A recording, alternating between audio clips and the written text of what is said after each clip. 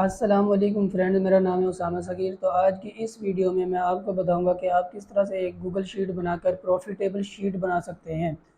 Google sheet में आपने profitable sheet क्यों बनानी है, सवाल ये उठता है। देखिए, मैंने आपको पिछले लेक्चर में बताया था कि ऑनलाइन आर्बिट्राज किसे कहते हैं, एफबीएम किसे कहते हैं और एफबीए किसे कहते हैं। और मैंने आपसे ये भी डिस्कस किया था कि ये जो ऑनलाइन आर्बिट्राज है, इसी तरीके से होलसेल या जो लोग प्राइवेट लेवल करते हैं, ये लोग क्या करते हैं, अमेज़न की सर्विस को सिलेक्ट करते हैं, यानी अपनी प्रोडक्ट को अमेज़न के वेयरहाउस में भिजवाते हैं। वहाँ उनकी वेयरहाउस में प्रोडक्ट होती है। जैसे ही हमारे पास ऑर्डर रिसीव होता है हमारे अकाउंट के ऊपर, तो प्रोडक्ट अमेज़न के पास पड़ी है, तो अमेज़न क्या करता है, उस प्रोडक्ट को उठाकर कस्टमर तक डिलीवर करता है। यानी डिलीवरी का काम कौन कर रहा है, अमेज़न कर रहा है। हमने अमेज़न की सर्विस लेनी है, तो जब अमेज़न की सर्विस हम लेते हैं तो इस सर्विस के अमेज़न कुछ चार्जेस हमारे से लेते हैं। तो ये जो चार्जेस होते हैं, हमने अपनी शीट के अंदर जो है ना इसको ऐड करने होते हैं, ताकि हमारी शीट मैनेज रहे, हमें पता लग जाए कि हमें पर प्रोडक्ट के ऊपर क्या प्रॉफिट हो रहा है। अच्छा, अब सवाल उठता है कि अमेज़न क्या क्या यानी कितने चार्जेस रहता है, क्या चार्जेस रहता है। तो आगे जाकर इंशाल्लाह मैं आपको इस वीडियो के अंदर बताऊंगा। तो सबसे पहले मैं आपको यहाँ पे बता देता हूँ कि आपने किस तरीके से एक प्रॉफिटेबल शीट बनानी है, गूगल शीट जिसको कहते हैं। तो सबसे पहले आप अपने गूगल में आ जाएं, और यहाँ पर आने के बाद आपको यहाँ पर देखते हैं कि गूगल ऐप्स हैं, आपने इसके ऊपर क्लिक करना है। मैं जैसे इसके ऊपर क्लिक करता हूँ तो यहाँ पर मुझे डिफरेंट आइकन्स नज़र आ जाते हैं। तो मैं यहाँ पर शीट्स को फाइंड करता हूँ। ये देखिए, यहाँ पर शीट्स का ऑप्शन आ रहा है, तो मैं इसके ऊपर क्लिक करूँगा। अच्छा, जैसे ही मैंने इसके ऊपर क्लिक करना है तो मेरे पास ऑप्शन आएगा ब्लैंक शीट। हमने ब्लैंक शीट को जो है ना यहाँ से चूज़ करना होता है। ये देखें, यहाँ पर ये ब्लैंक शीट का जो है ना ऑप्शन आ रहा है, तो मैं इसको जो है ना यहाँ से क्या करता हूँ, सेलेक्ट कर लेता हूँ। तो मेरे पास एक खाली शीट आ जाएगी। अब मैंने क्या करना है, इसको मैनेज करना है। तो सबसे पहले मैं अपनी शीट का जो है ना नाम चेंज कर लेता हूँ, ताकि मुझे पता लग जाए कि मेरी शीट के जो है ना ये वाली है। तो यहाँ पर ये देखें, आपको नज़र आ रहा है अनटाइटल शीट। ठीक है, तो आपने इसके ऊपर जस्ट एक मरतबा क्लिक कर देना है। मैं जैसे इसके ऊपर क्लिक करता हूँ तो ये सारा सिलेक्ट हो जाता है।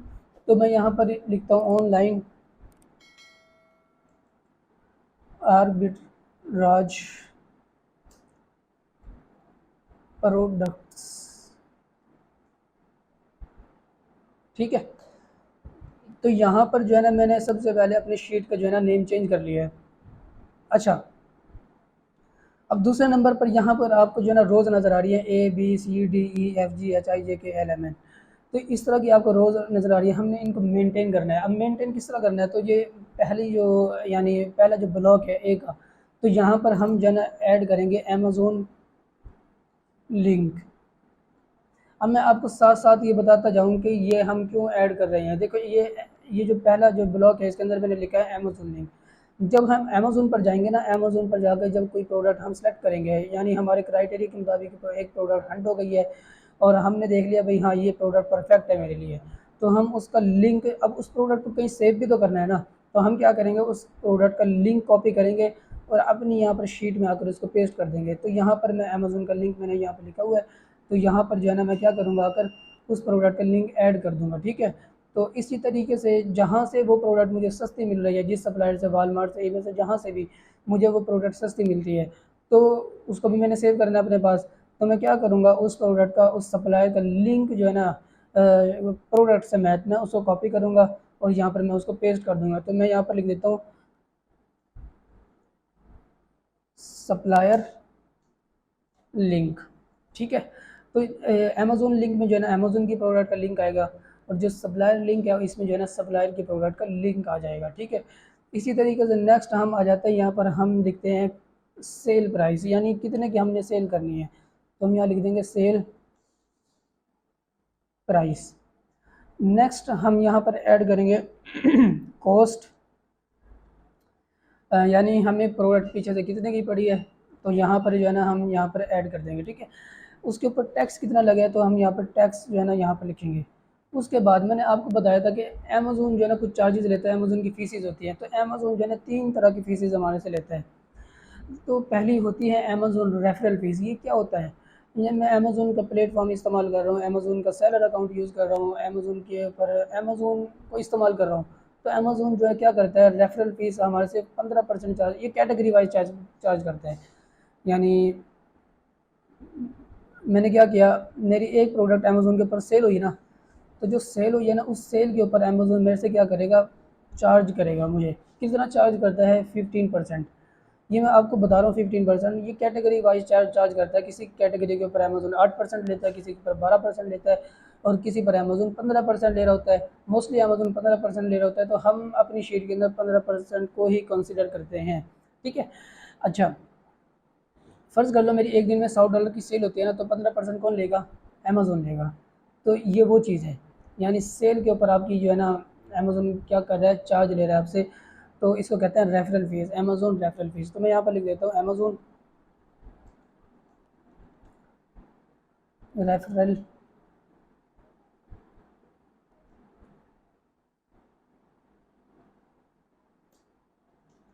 Referral fees.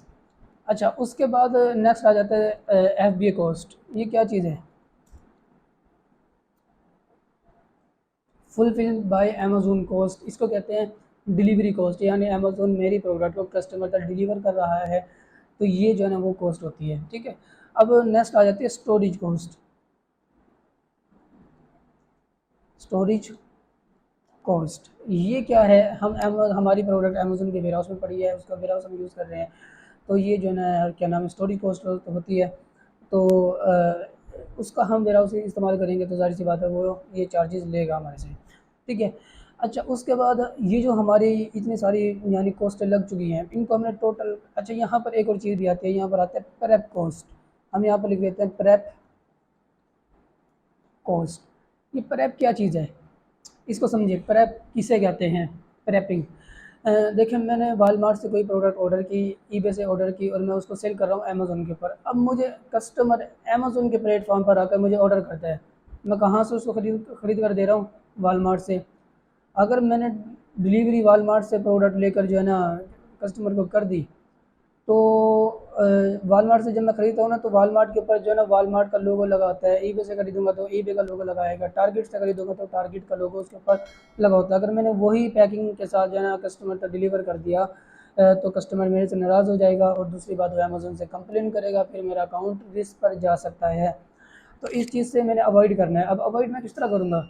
तो मैंने क्या किया हुआ है, यानी मैंने क्या, सारे जो लोग आर्बिट्राज का काम कर रहे होते हैं, वो क्या करते हैं कि यूएसए के अंदर एक प्रेप वालों को हायर करते हैं, वेयर हाउस वालों को हायर करते हैं, जो थर्ड पार्टी का काम करते हैं। वो ये कि होता ये है कि हम वालमार्ट से प्रोडक्ट को ऑर्डर करते हैं।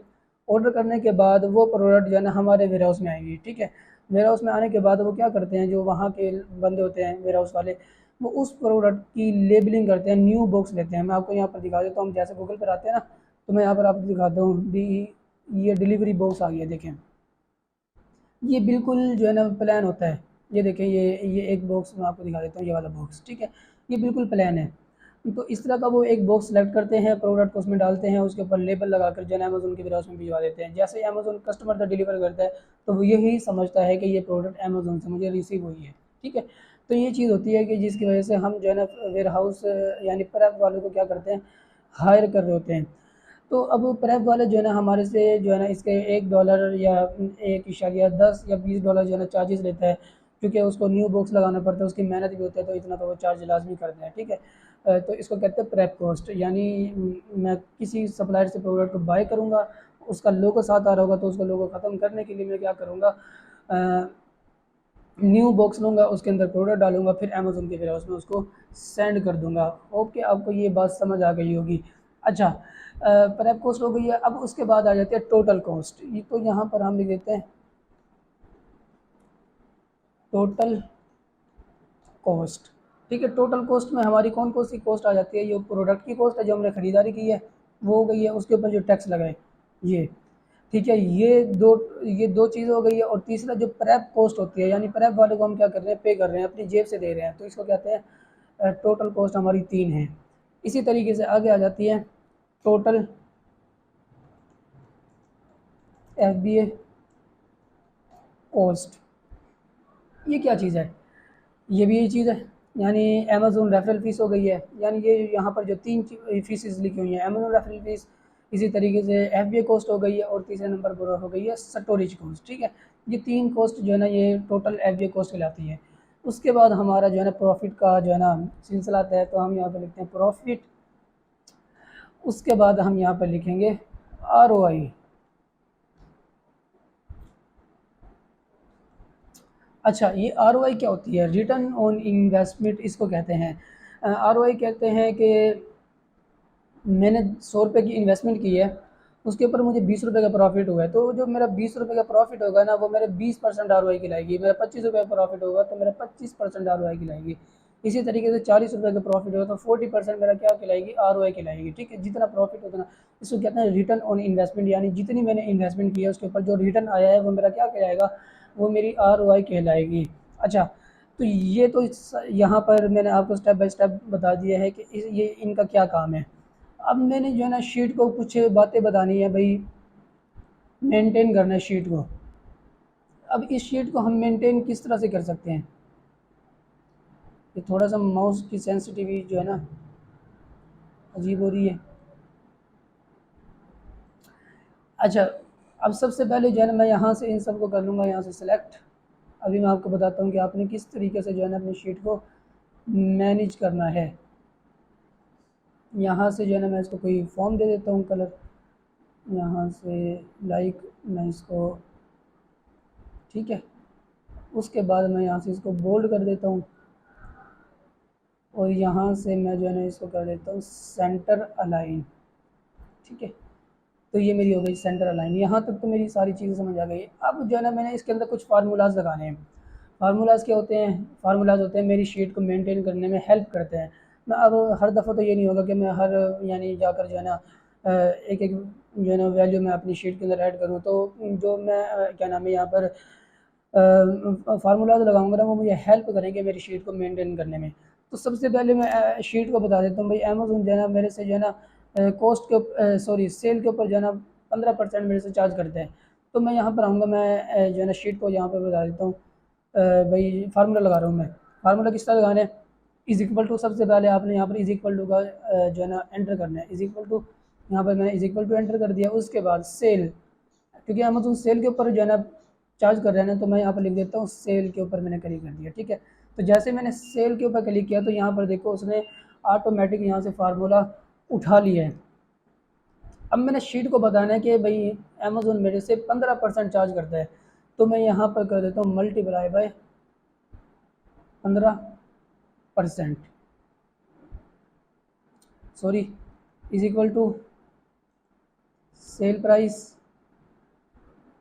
Multiply by 15%। ठीक है, ये मैंने जो है ना एंटर कर दिया है। अच्छा, पहली जो है ना मेरी क्या लग गई है? पहला फार्मूला मेरा लग चुका है। दूसरे नंबर पर आप आ जाएँ, टोटल कॉस्ट का फार्मूला लगाना है मैंने। भाई टोटल कॉस्ट मेरी कितनी हुई है? ठीक है, तो यहाँ पर मेरी टोटल कॉस्ट कौन कौन सी है? मेरी जो प्रोडक्ट की कॉस्ट है उसके ऊपर जो टैक्स है और प्रेप कॉस्ट है, मैंने इन तीनों को क्या करना है? प्लस करना है। तो मैं यहाँ पर लिखूँगा इज इक्वल टू ये वाली कॉस्ट,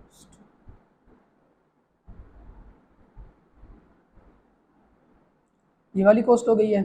ठीक है, मैं यहाँ पर इसको प्लस कर देता हूँ क्योंकि इसके ऊपर टैक्स लग रहा है, तो ये भी मैं प्लस करना है। उसके बाद इसको प्लस किया और यहाँ पर मैं इसको कर देता हूँ